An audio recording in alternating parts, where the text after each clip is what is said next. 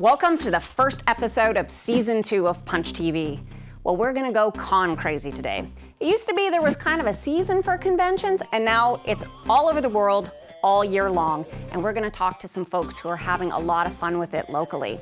We will have coordinators of Sask Expo, Mike Fisher and Chris Bernhard. They're gonna be here for all the fun that's coming up this fall. We're gonna talk with Jeff Burton and Elaine Will, who were part of the Humboldt Convention. It's a new one and it is awesome. And we are also gonna talk with John Allison, who's coordinating the film festival coming up in October that you absolutely do not wanna miss. But first, we're gonna show you some footage that we took at a couple of conventions that happened earlier. Lego Fest, Brickspo happened in Moose Jaw, and Tony and crew went down there to check that out. And also the first year of the anime and manga convention, Ganbatte, happened earlier this year. And we wanna show you some footage from that as well. I'm gonna sit back and drink my cool Expo water. I'm going to stay hydrated and stay super. If we had punch water, it would probably just be a tap and a hose. Enjoy.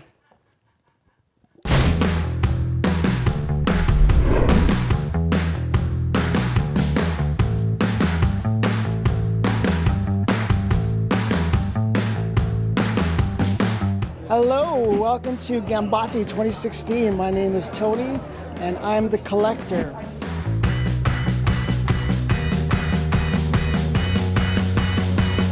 Who are you dressed as today? Roxy Lalonde. And you, sir? Albert Wesker. So basically, you built this costume from scratch. Did you just go like online to get any patterns, or was this just your costume? I made the pattern from scratch and figured it all out as I went, basically. Really well done. And you, sir, how about your costume? Did you design it yourself? Yes, mostly. Awesome. Well, thank you very much. It's good. You guys look really good. It's impressive to see this many people dressed up. We're going to go look at more and talk to more people about their costumes. Hello, I'm standing here with Will. Will, you look fabulous. What are you wearing? I'm cosplaying as Guts from Berserk. Did you build this all with looks like styrofoam? Yes, everything is made. The sword is made of 2 different kinds of EVA foam, lots of hot glue, and lots of hot glue gun burns. Oh man, it's really light. You can really whack someone with this. I recommend not doing that. All right, welcome to Saskatoon. You're both from Edmonton here doing the convention. This is exciting. Yeah, we're really happy to be here. Cool. What kind of stuff do you guys sell here? Well, we have prints, which I've all drawn myself. We've got custom buttons that we've made, and we have plushies that Victoria has handmade. So you're very scary looking. Do you have any comments? You look like you're gonna bite me and it's freaking me out.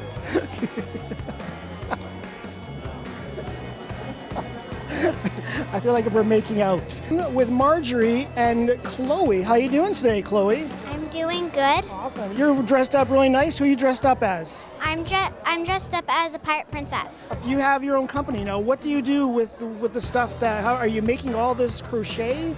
Crochet, knitting. Chloe helps out with some crochet, and my mom does knitting and crochet and sewing. And I made with wire and beads. I crocheted these bracelets. Yep. Oh, And awesome. it's really cool. Awesome. Are you selling your bracelets too? Well done. Or I'm going to have to buy a bracelet without a doubt. They're really awesome.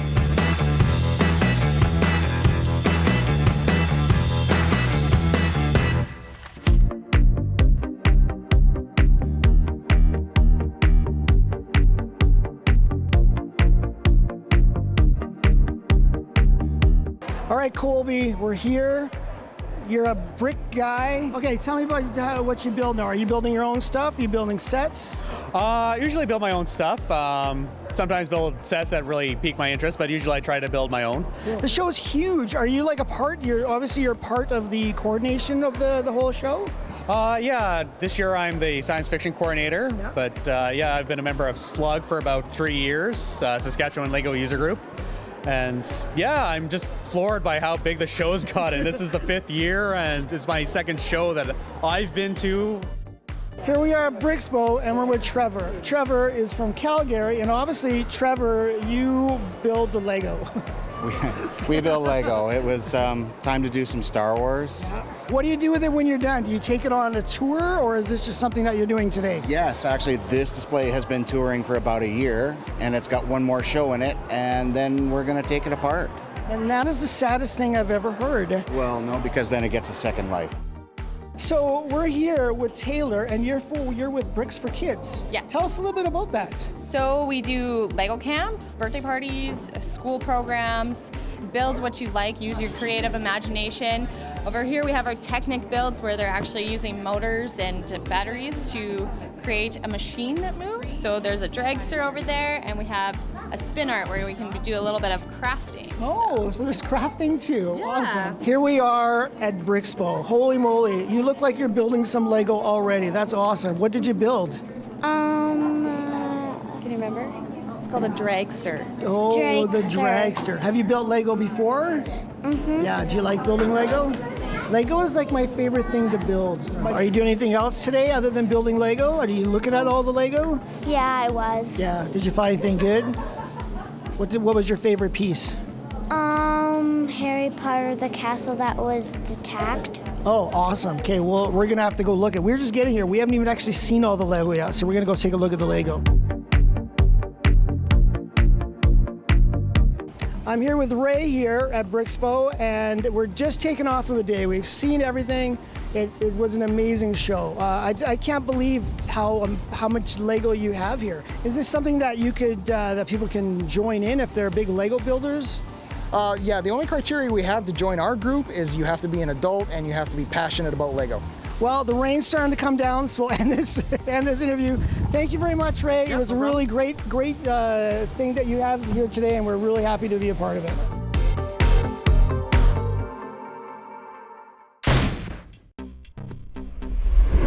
Well, we are going con crazy today on Punch TV, and you know, it's really great to see all of these conventions just creeping up all over the place. It's not just these giant epic cons like our own Sask Expo. There's stuff happening in communities all across Saskatchewan.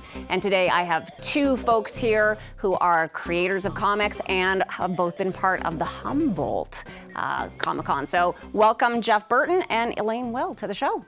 Hello, thank you for having me. Awesome. So tell me a little bit about how the Humboldt Convention came to be. You're the coordinator of it. Yeah, I'm kind of the guy in charge of that. And it started with the summer program that I've been working at for the last 10 years. We started having comic book themed weeks, and we decided, well, hey, you know, let's try and grow this a little bit more. Elaine is from Humboldt, so I had her come in as a guest when we started. And every year I just kind of built it a little bit bigger, and I brought in more comic book people, artists, and they did sketches for the kids, and we had a pile of free comic books to give away and different prizes donated from all sorts of people. And it got big enough that this year my boss came to me and said, we want to do this, but we want to move it out of the kids camp and make it something that everybody will go to. So the Humboldt Summer Sizzler Comic-Con was born out of that. It's official. There's going to be another one next year? There will be one next year, yes. Yeah. Awesome. So Elaine, tell me about your experience being at the Humboldt Con. I mean, you go to a lot of different conventions. So how is the Humboldt Con different from, say, a bigger convention like Sask Expo? Well, I grew up in Humboldt, as Jeff mentioned, so I really enjoy going back there and seeing lots of people that I maybe haven't seen for a long time. And my parents also live there, so I have a place to stay when I go. And yeah, it's just it's a really good community, I think, and a really good place to display my wares, I guess. Awesome. Yeah. Are you finding that more like the younger kids in the community are getting more interested in comics as a result? I think it's really actually having an impact in that way, yeah. Some of these kids didn't have that exposure. I know growing up in Humboldt, you could find comic books on newsstands in the pharmacies and the grocery stores and gas stations. And that market... Buy Right Drugs, yeah, exactly. which closed in 1995. Exactly. Or something like that. Markets like that don't exist. So some of these kids, there's a generation of kids that are growing up not being exposed to that kind of stuff.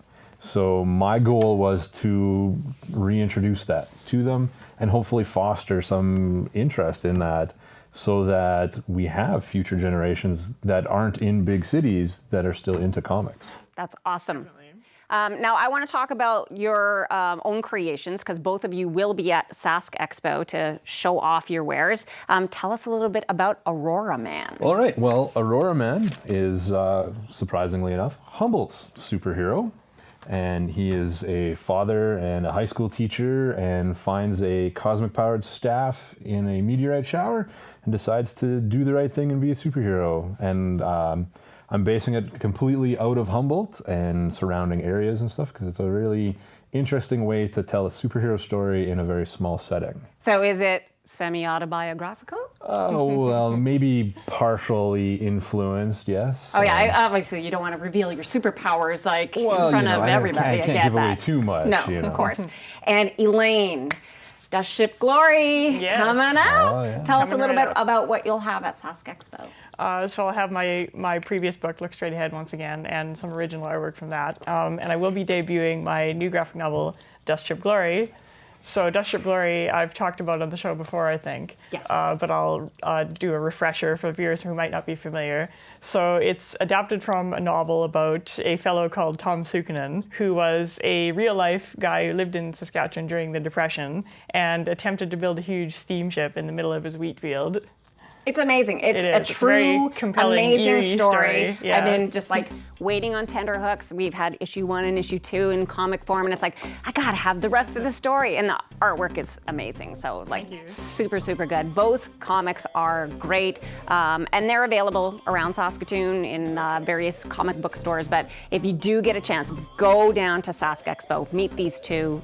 You know, maybe get an autograph. Always willing to do that. Are you finding that you're starting to get recognized a little bit more as Aurora Man? Yeah, actually, and getting like shout outs on the street to "Hey, Aurora Man" kind of thing. That's awesome. That's some fun stuff. So super cool. Well, thank you for coming on today and telling us a little bit about Humboldt. Hopefully, we can go there. Punch TV can be part of it next year. We would be happy to have you guys there. Awesome. All right. Well, continued success with that, and best of luck at the Sask Expo to both of you. Awesome. Thank you very much. Thank you. All right. We'll be right back.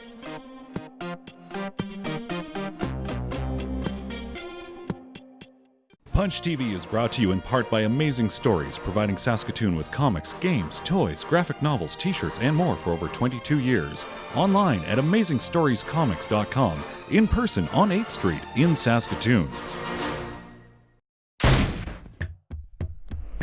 Lovely ladies and dudes, my name is Hank, and if you don't know that already, that means you haven't been watching the show.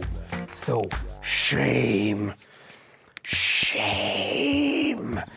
And now, on the very first tweet beat of season 2, we are going to be talking about television shows that you need to binge watch right now. Because the fall TV schedule is right around the corner, and when that hits, the sexy season premieres, they're going to be out there. You're not going to have time to watch these shows. So here are the 5 shows you need to binge watch ASAP.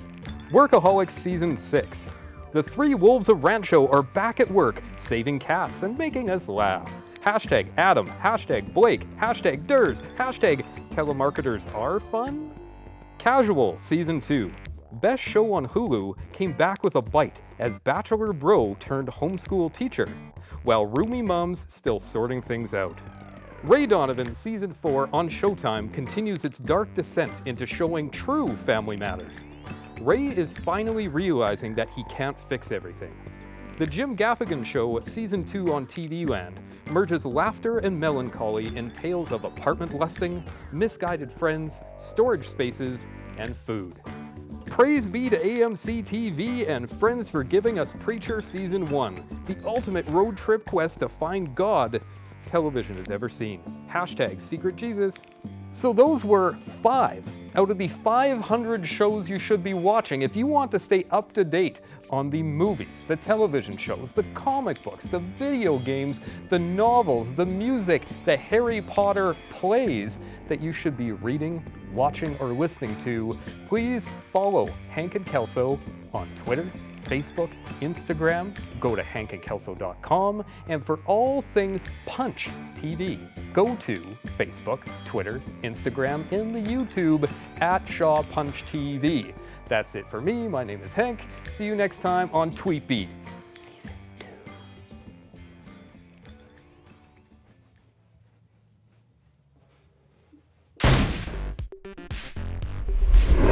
I'd like now to do that thing that bubbles and says the collector.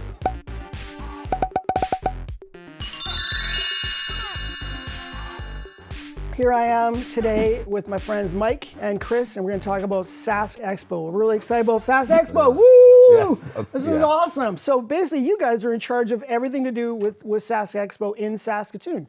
Yeah, in Saskatoon we are. We partner with Calgary, so there's a team there. But anything locally, Chris and I take care of. Awesome. Yeah. And this is like the third year that Sask Expo is in Saskatoon. Is that correct? Yes, the third year with Calgary partnered. Yes. And then, yes, yeah. you did it for 2 years before that, 2 years or 1 year before that as well. 1 year before that. Yeah. So you guys are like old pros at the cons. We've got it. You got it down. We're all holding it down. All right, let's talk about the cons. Okay. Big guess. Anything you can reveal today? No. No? We've already announced No. James Marsters, who's had a great response, just because Canada loves Buffy and anything to do with it. And then we're going to have the after party with And that's him. Angel on Buffy, right? That is Spike. That's Spike Buffy, on. yes, Okay, yeah, sorry. No, I've never watched. Spike. I've never watched either. No, I'm but sorry. but It's I like- just know enough about it now. And one of the most revered episodes is the musical episode, and he's got a great voice, so he's going to be doing an after party at Louis on the Saturday night. really? So Cool, awesome. Yeah, but we tried to get permission to announce some of our guests ahead of time, but we've got a few days to wait on that one. Okay, so you got some big stuff happening, but you can't Huge, announce some Tony, yet, especially so- for you. Okay, so yes. I'll just I put don't that out even know there. what that means. Is it somebody that collects lots of stuff? 'Cause Well, that's would or be something that you huge. like really, really All love. right, so I'm not going to say what I think it could be because that might give it away because I already know. It's definitely R2D2. Mhm. Yes, R2D2 is my favorite. Yeah. Okay, here we go. So we're going to go to Fan Expo. Everyone's excited about going. What's some things that we need to know about going? I'm thinking things like, can I use my debit? Like, how do I get photos of my favorite celebrities? I think the celebrity thing is something that I actually want to know about. I know that I've never had a photo with a celebrity. So how do I go about doing that?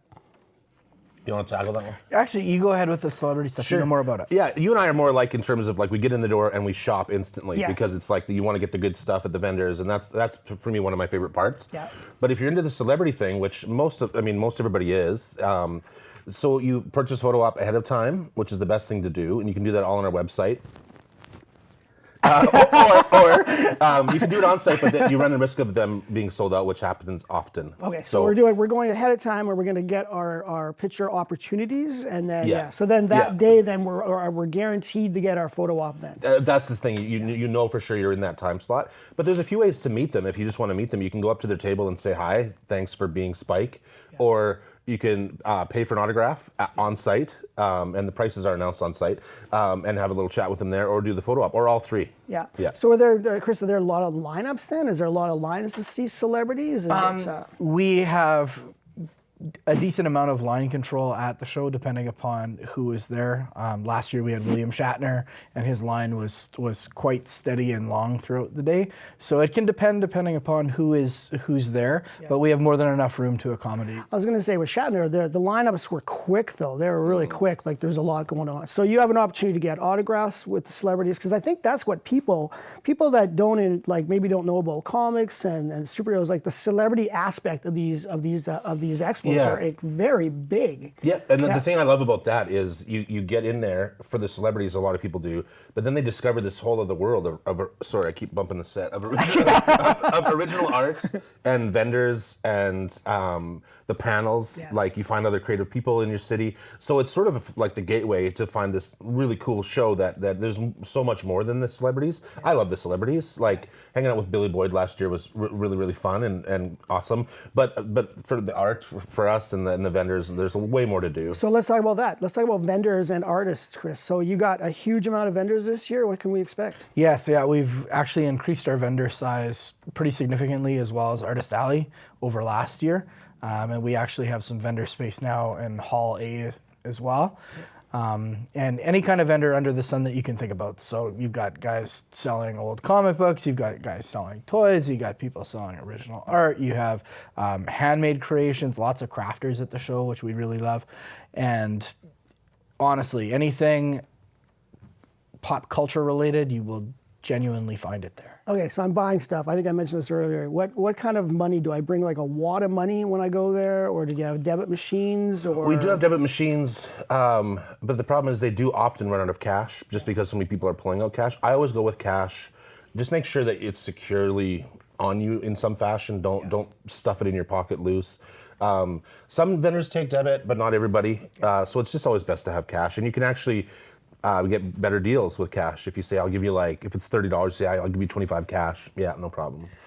Here we go. Big question. Last question. Let's talk about cosplay. People are going to be dressed up like crazy. Anything that they shouldn't be dressed up as or be careful of, because I know there's going to be 90% of the people who go to these things are dressed up, it seems, these days, which is exciting. So we got to watch for things like knives and like just weaponry and stuff like that, or fake weapons. So yeah, like the general rule is, think about going to a Blades game or the exhibition. You can't take a katana into Sass Place, or what's it called now? Whatever it is. I don't know. Yeah, One of the old school guys. I have it written down somewhere. Yes, it's the kamikaze Minado throwing knife. I think is what they call them now. Yes. Is that what that is? Yeah. So if you can't take that into a big venue, why is it any different at the expo? Yeah. So all of our rules are online on our website. So just check it out, because you can make variations that work for you. Foam.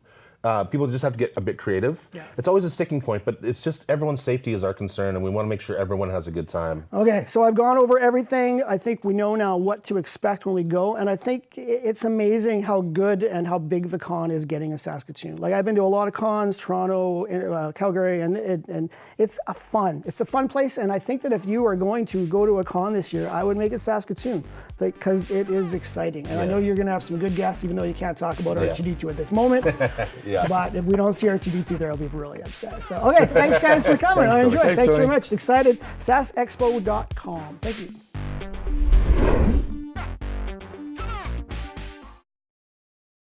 Punch TV is brought to you in part by Amazing Stories, providing Saskatoon with comics, games, toys, graphic novels, t-shirts, and more for over 22 years. Online at AmazingStoriesComics.com. In person on 8th Street in Saskatoon. Welcome back. I'm Craig Silliphant, the Movie Geek, and you're watching Punch TV. I have a very special guest with me today, Mr. John Allison, the founder, festival director, and I guess you could maybe say programmer or lead programmer. He's a little iffy about calling himself that, but from the Saskatoon Fantastic Film Festival. Welcome, John. Thank you.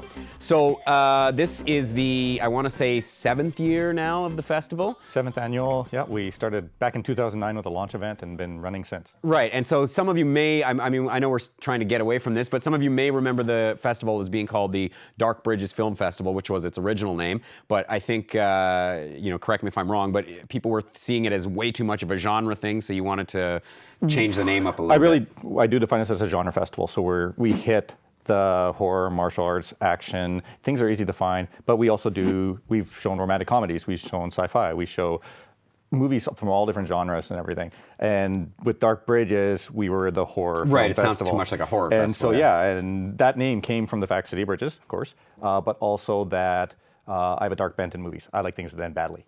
So that's where it came from.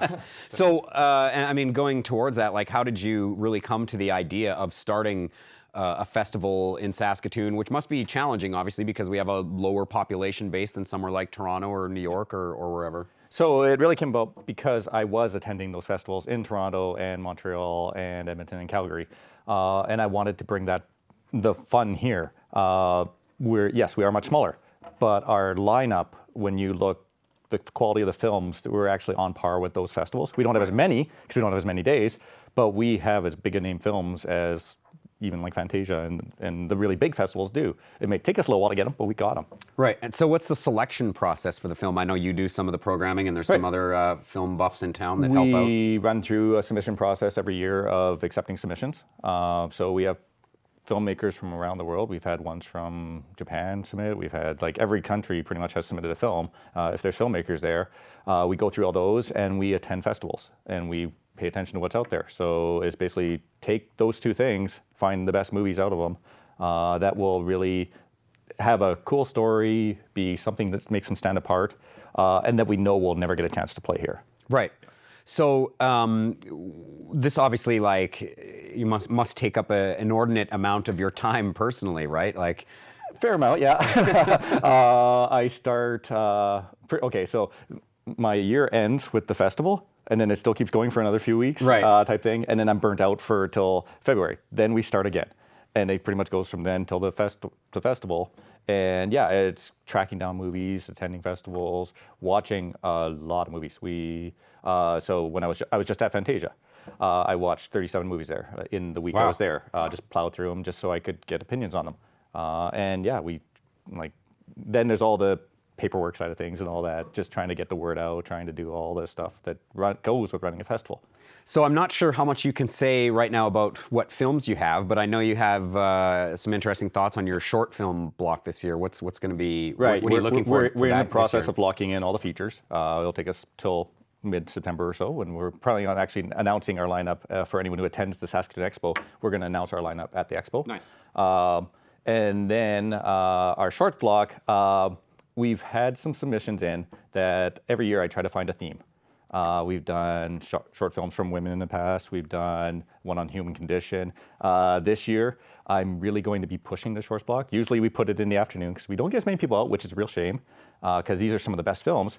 And what we're going to do is move it into like a main slot, and it's going to be totally messed up shorts. Right. I have some of the most wrong, inappropriate, bizarre, messed up shorts that I've seen in years that are so much fun. And that's going to be one of the highlights, I think, of the fest for anyone who is willing to come out and try out the short films. Nice. And I know, too, there's been years where, like, you've played something at the festival. I've seen it at the festival. Like, Green Room's a great example. I remember seeing it, like, last year, and then it finally rolled out, like, to major release earlier this year. So it was coming back to the, like, Cineplex VIP theater a year after it had been out. Yeah, we never try to program something that we know will play. Yeah. And everything, but we play the best stuff. Right, so sometimes every they just so get... often it's like, yeah, they're cool. Like, and yeah, the first time I was sitting in Cineplex a while ago and I saw the trailer for Green Room come up, I'm like, oh my God, this is so cool. Yeah. Type thing. I was like, I already saw this movie. Yeah. So anything else you want to mention before we wrap it up? Really, we're at the Broadway Theater, and I hope we get a good audience out again. There's the movies this year are going to be a lot of low-key movies that people have not heard of. We're hoping that everyone really trusts us from our history. Yep. We show good stuff. So I hope everyone's willing to come out and really just take a chance. And I think they'll be really surprised with some of the stuff. Cool. Okay, thanks, John. Yep. That's John Allison from the Saskatoon Fantastic Film Festival, October 19th to 22nd, 2016 at the Broadway Theater. And we'll be right back with Jody.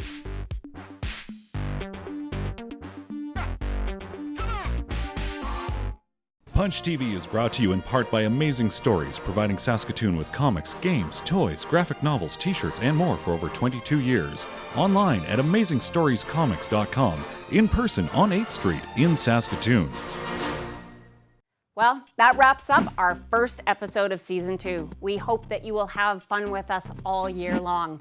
We want to say a special thank you to the coordinators of Brickspo and, of course, Ganbatte, who let us come and shoot some great footage. And we also want to say thank you to our guests today, Chris Bernhardt, Mike Fisher, Jeff Burton, Elaine Will, and John Allison. Keep your dukes up.